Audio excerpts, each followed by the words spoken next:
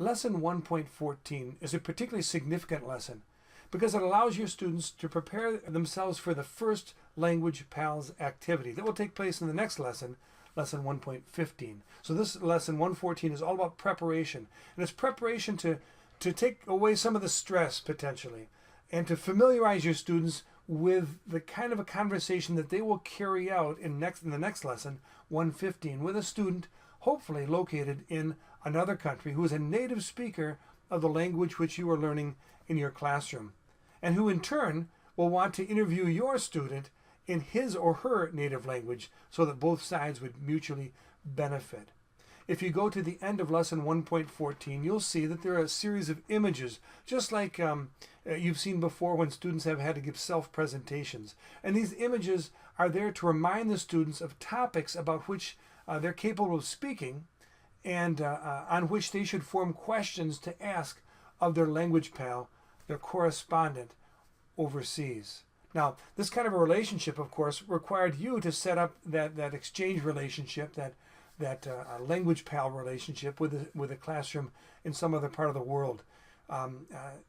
If you were to go online and look under International Classroom Exchange, for example, you'll probably find a number of services there of sites online where you can connect with classes overseas who have the same kind of objective that you have, just in the opposite direction as far as the language is concerned.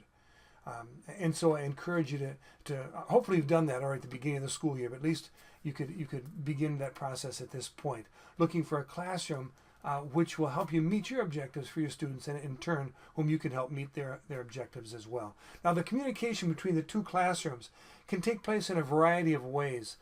I think the most powerful is via Skype, for example, when the one student overseas is paired up with one of your students and they carry on a conversation either with the video turned on, without the video turned on, is not critical, but the key is that they could hear each other, they communicate with each other, they can interview each other.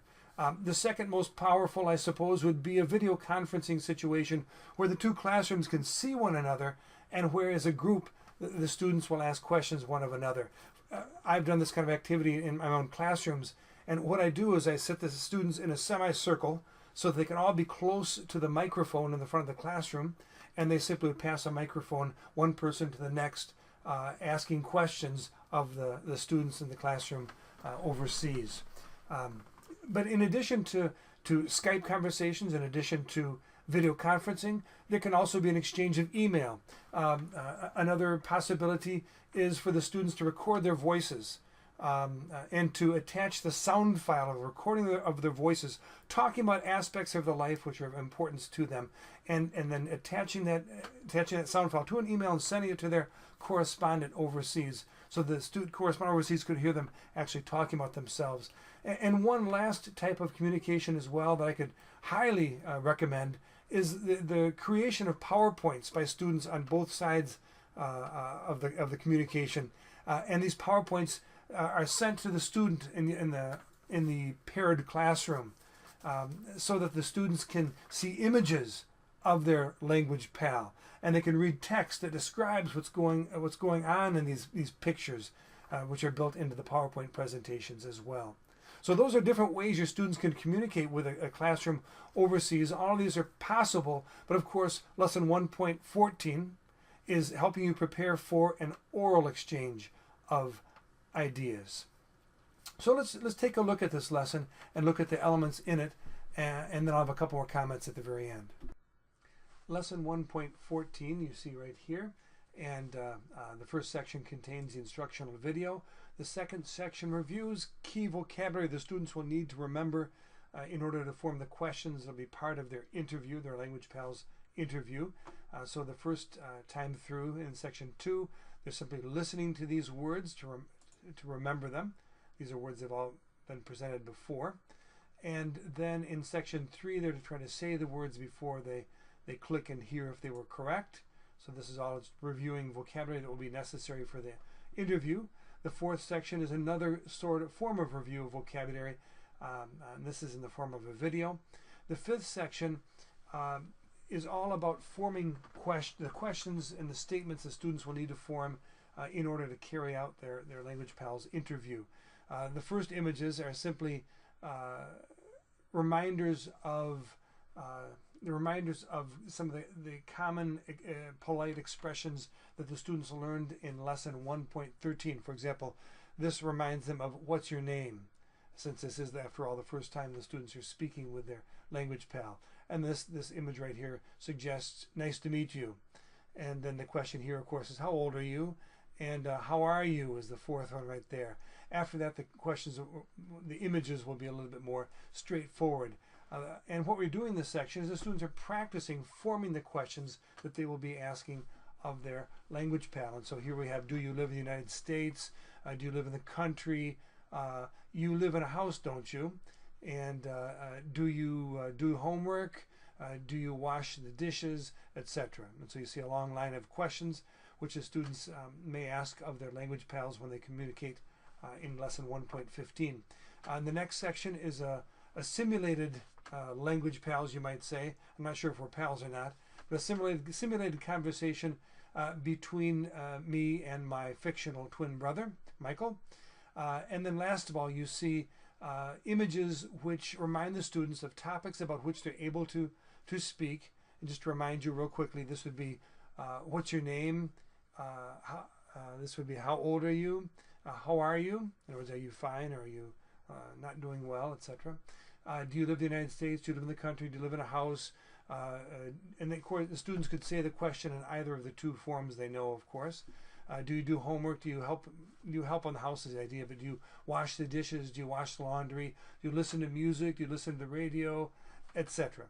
And so those are all images there to remind them of topics about which they're capable of speaking and questions which they will need to ask of their language pal.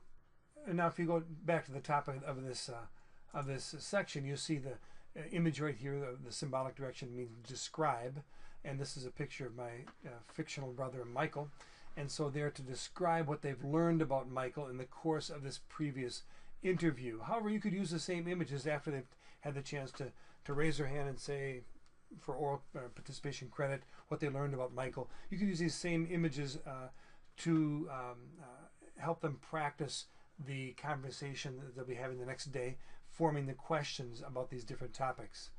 Okay, so these are the activities to perform in lesson 1.14. Just one more comment I said I wanted to make after we looked through the lesson, and that's, what do you do if you haven't set up this kind of an international exchange relationship with another school? Well, relationship, as I said, being one of the four pillars, is important. You need to make that a priority. Whether you actually arrange for an exchange relationship with a school overseas or not, I've done that. It's an extremely positive kind of activity.